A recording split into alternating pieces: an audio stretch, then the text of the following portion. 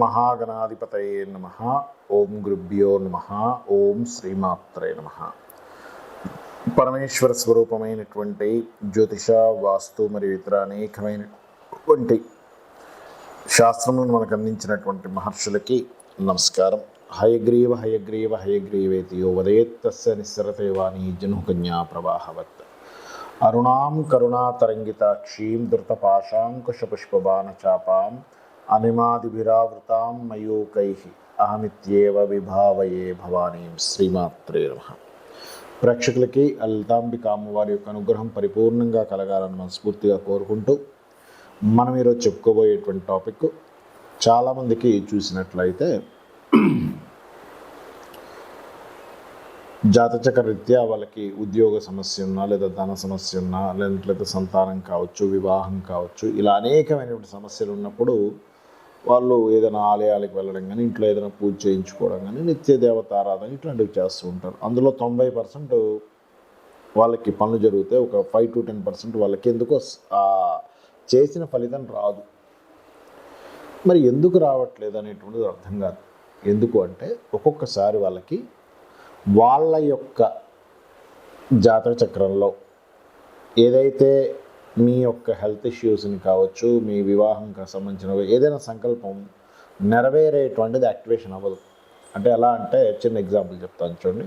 ఇప్పుడు మనకి ఒక 10 స్విచ్లు ఉన్నాయి. అందులో ఒక స్విచ్ మాత్రం వేస్తేనే లైట్ వెలుగుతుంది.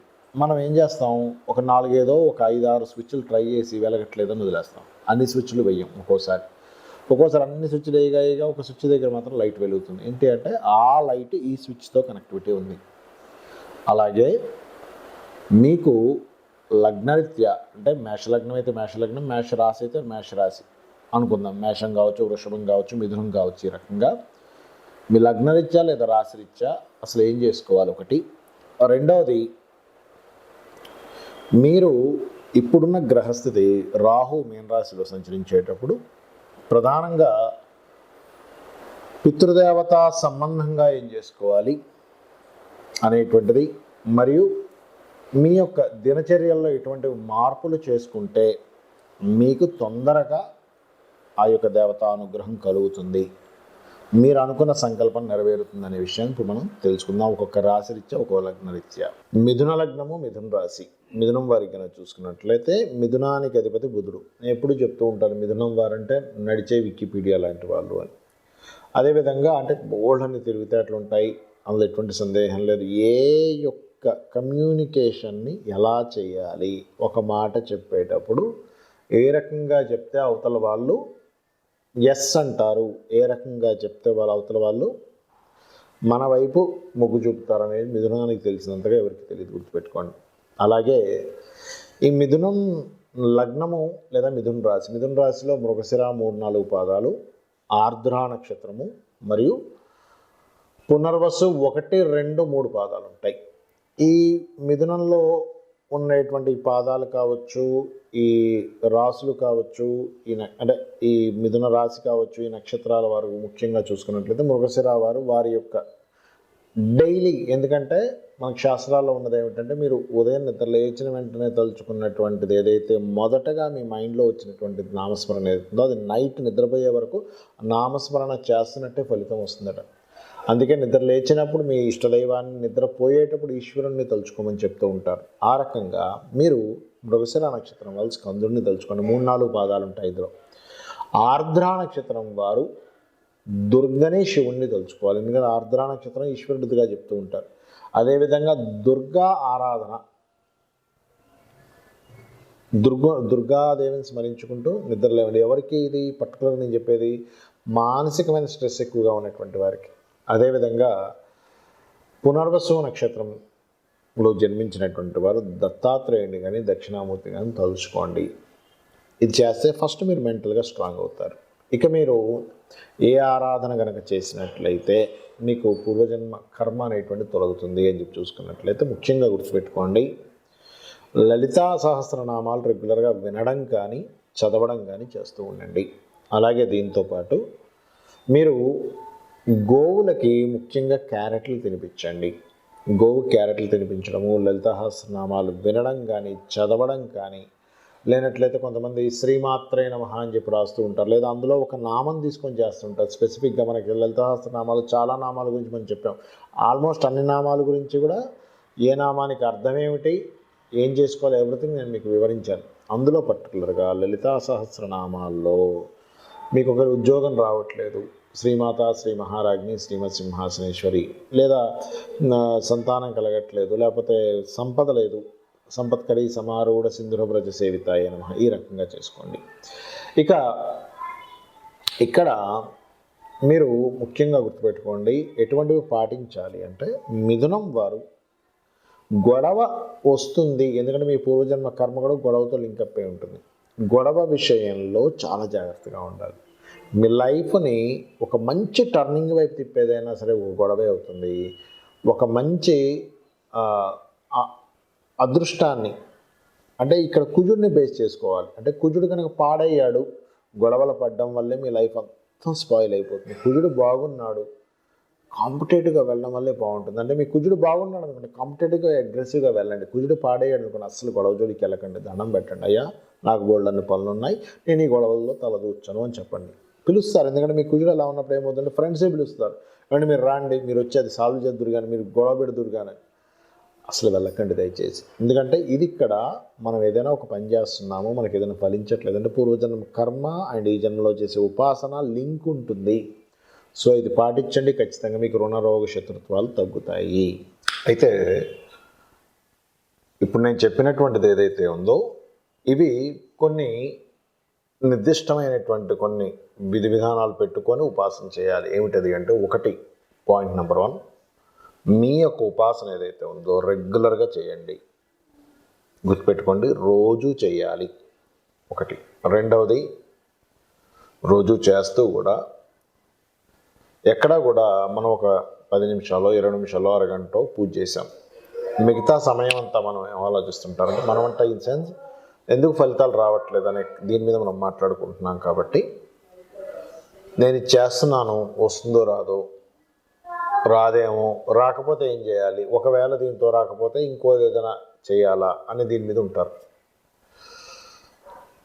అది ఒక రకంగా భగవంతుడు కనుక మీకు మనసులో మైండ్లో ఆలోచన కలిగించి, అదే పరమేశ్వరుడు ఇంకొక రూపంలో ఉన్న దానికి తీసుకెళ్తాడు, అది వేరు. అది మీకు యాదృచ్ఛికంగా జరిగిపోతుంది. అది అలాంటప్పుడు మీరు మీ ప్రమేయం లేకుండా జరిగేవి కొన్ని ఉంటాయి. అంటే ఉదాహరణకి మీరు శివాలయానికో వెళ్తున్నారు, ఒక పని అవ్వాలనుకుంటున్నారు, కొంచెం ఎక్కువ ముందుకు వెనక్కి అవుతున్నారు, అనుకోకుండా ఒకరోజు ఒక కళ వస్తుంది. ఉదాహరణకి నరసింహస్వామి ఆలయానికి వెళ్ళినట్టుగా. అంటే ఏంటి, భగవంతుడు నీకు ఈ ఎనర్జీ కావాలి, ఈ ఎనర్జీ ఉంటే నువ్వు సక్సెస్ అవుతావని చూపించడం జరుగుతుంది. అలాంటప్పుడు మీరు అదే ఈశ్వరుడు నరసింహస్వామి అవతారంలో ఉన్నాడు అని చెప్పి భావించి ఆ ఆలయానికి వెళ్ళడం వల్ల కూడా మీకు పని జరుగుతుంటుంది. ఒక్కోసారి గుర్తుపెట్టుకోండి.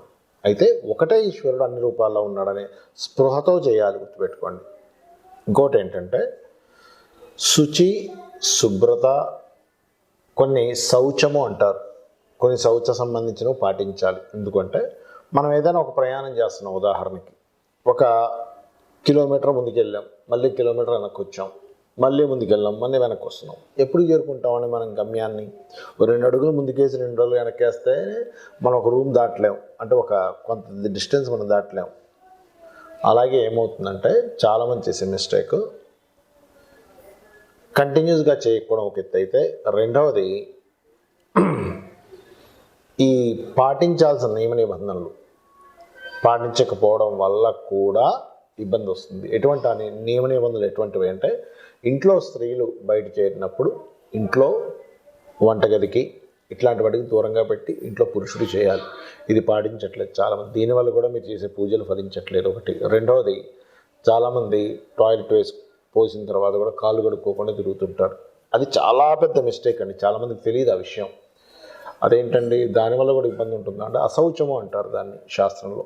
అదేంటి, దానివల్ల మీ యొక్క పుణ్యం ఏదైతే ఉందో, మీరు పూజ చేసినటువంటి పుణ్యం ఏదైతే ఉందో అది తగ్గిపోతుంది, గుర్తుపెట్టుకోండి. ఆ ఫలితం రావాల్సింది తగ్గిపోతుంది. మూడోది ఏంటంటే, ఒక పూజ చేసినప్పుడు పూజ అంటే పూర్వజన్మ వైభవాన్ని ఏ కర్మ అయితే జనింపజేయుతుందో దాని పేరు పూజ. ఓ పూజ చేసినప్పుడు కేవలం పూజ గదిలో ఉన్నప్పుడు చాలామంది మేజర్ మిస్టేక్, పూజ గదిలో కూర్చుంటారు, పెద్ద పెద్ద కేకలేస్తుంటారు, వాళ్ళ మీద వీళ్ళ మీద ఏమైంది, అదేమైంది, ఇదేమైంది, తొందర తీసుకురాను అలా కేకలేసే చేసే పూజ ఫలితం రాకపోగా ఇంకా ఇబ్బందిని తెచ్చిపెడుతుంది. మరొకటి ఏంటంటే, మీకు ఏదైనా ఒక మంత్రం తీసుకున్నారు, ఏదైనా ఒక సాధన చేస్తున్నారు, ఫలితం దగ్గర దాకా వచ్చి వెనక్కి అవుతుంది అంటే దగ్గర దాకా తీసుకెళ్ళగలిగింది ఆ మంత్రం, అక్కడ వరకు ఆగుతుంది అంటే ఇంకా దానికి ఎనర్జీ కావాలని మీరు అర్థం చేసుకొని ఏదైనా ఒక మంత్రాన్ని మీరు ఉదాహరణకు 20 నిమిషాలు 30 నిమిషాలు చదువుతున్నారు అనుకుందాం, ఏ గురువుల దగ్గర పొందినటువంటిది, దాన్ని మీరు ఇంకొంచెం డోస్ పెంచాలని అర్థము. అంటే దగ్గర దాకా వెళ్తుందండి, కానీ అక్కడి నుంచి మరలా ఇంకొంచెం ముందుకు వెళ్ళట్లేదు, కదలట్లేదు అంటూ ఉంటారు. అంటే ఒక కస్టమర్ వస్తున్నాడు, ఒక రియల్ ఎస్టేట్ వ్యాపారి ఉన్నాడు అనుకుందాం, కస్టమరు కొత్త పరిచయాలు అవుతున్నాయి, సైట్ విజిటింగ్ జరుగుతుంది, ఇంకేముంది అన్ని డీటెయిల్స్ తీసుకుంటున్నాడు, ఆఖరికి అడ్వాన్స్ ఇచ్చే స్టేజ్ వరకు వచ్చేసి ఇదిగో ఇప్పుడు వచ్చి తీసుకోండి అంటున్నాడు, ఇదిగో పేటీఎం చేసేస్తున్నా అంటున్నారు, కానీ ఆఖరి సెకండ్లో తారుమారు అయిపోతున్నాయి. లేకపోతే మమ్మల్ని అక్కడికి రమ్మన్నాడు, తీరా వెళ్ళిన తర్వాత ఆఖరి సెకండ్లో ఇది అవుతుందండి. అంటే దాని అర్థం ఏమిటంటే మీరు చేసేటువంటి సాధన అక్కడ వరకు వెళ్ళి ఆగేటువంటి సాధనే ఉంది. అంటే ఎలా అంటే చిన్న ఉదాహరణ చెప్తాను చూడండి. ఒక 100 కిలోమీటర్లు వెళ్ళాలి, కిలోమీటర్కి 10 కిలోమీటర్ లీటర్కి 10 కిలోమీటర్లు ఇస్తుంది పెట్రోల్. ఒక కార్ అనుకుందాం, 100 కిలోమీటర్లు వెళ్ళాలన్నప్పుడు 10 లీటర్లు ఉండాలి అందులో. మీకు అందులో 9 లీటర్లే వేశారు, అంటే 90 కిలోమీటర్ల వరకు వెళ్ళి ఇంకో 10 కిలోమీటర్లు ఉందనగా ఎలా అయితే కారు ఆగిపోతుందో ఇంధనం లేకపోతే, అదేవిధంగా మనం చేసే సాధనలో కూడా మన యొక్క సాధనా బలం కొంచెం తక్కువ ఉండడం వల్ల అక్కడ వరకు వెళ్ళి పని ఆగిపోతుంది. ఇది గుర్తుపెట్టుకుని అప్పుడు సాధన పెంచాలని అర్థం చేసుకోండి. అదేవిధంగా సాధనతో పాటు గోసేవ చేయడం పెంచాలి, తల్లిదండ్రుల యొక్క పాదాలకు నమస్కరించడం, పేదవారికి బయట ఎవరైతే పేదవాళ్ళు ఉంటారో, ఈ కష్టాల్లో ఉంటారో వాళ్ళకి ఏదో సహాయం చేయడం, ఇవన్నీ చేస్తుండాలి. అలాగే మరొక విషయం ఏంటంటే ఇక్కడ గమనించండి, వీటితో పాటు పర్టికులర్గా చూసుకోండి, ఎప్పుడైనా సరే గుర్తుపెట్టుకోండి, పితృదేవతలు అంటారు. పితృదేవత ఆరాధన చాలా ముఖ్యం.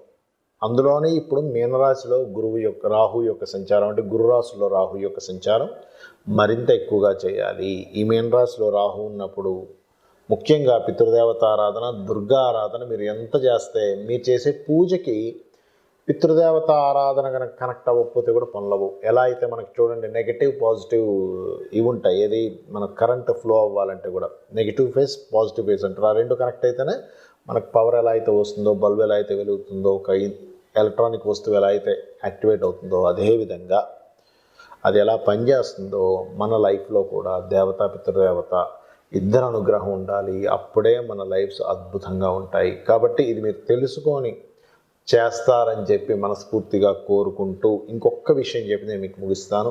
ఇందులో చాలామందికి రాశి కానీ నక్షత్రం కానీ లగ్నం కానీ తెలియదు. అలాంటి వారు చేయవలసింది ఏమిటి అంటే నిత్యము సూర్య నమస్కారాలు చేసుకోండి. రెండవది ఏమిటి అంటే నిత్యము అమావాస్య సమయంలో, అంటే ఏమీ తెలియదండి కానీ నా జీవితం బాగుపడాలి అనుకునేటువంటి వారి కోసం సూర్య నమస్కారాలు అమావాస్య సమయంలో ప్రత్యేకంగా మీరు మన స్వయం పాకం ఇవ్వడం, అంటే బియ్యము 2 రకాల కూరగాయలు, 2 రకాల పప్పులు, చింతపండు, ఉప్పు, ఇటువంటి పదార్థాలు ఇవ్వడము. మరియు మూడవది ఏమిటంటే నిత్యము గోసేవ చేసుకోవడం చేయండి. విష్ణు లలితా సహస్రనామాలు వినండి. ఉదయం నిద్ర లేచిన వెంటనే గణపతిని, స్కందుడిని దర్శించుకోండి. చూసి మీ లైఫ్, మీ గ్రహస్థితి ఎలా ఉన్నా, ఏది ఎలా ఉన్నా, ఎటువంటి వాస్తు ఇంట్లో ఉంటున్నా, అంటే ఒక్కోసారి వాస్తు బాగోపోయినా ఉండాల్సిన పరిస్థితులు వస్తాయి, ఒక్కోసారి అక్కడి నుంచి బయటపడలేరు, ఒక మంచి ఇంట్లోకి వెళ్దాం అంటే వెళ్ళలేరు. అలా ఉన్నా కూడా మిమ్మల్ని ఖచ్చితంగా ఆ యొక్క అమ్మవారు, ఆ యొక్క భగవత్ స్వరూపం శక్తి ఏదైతుందో మిమ్మల్ని బయటపడేస్తుంది. శ్రీమాత్రే నమః.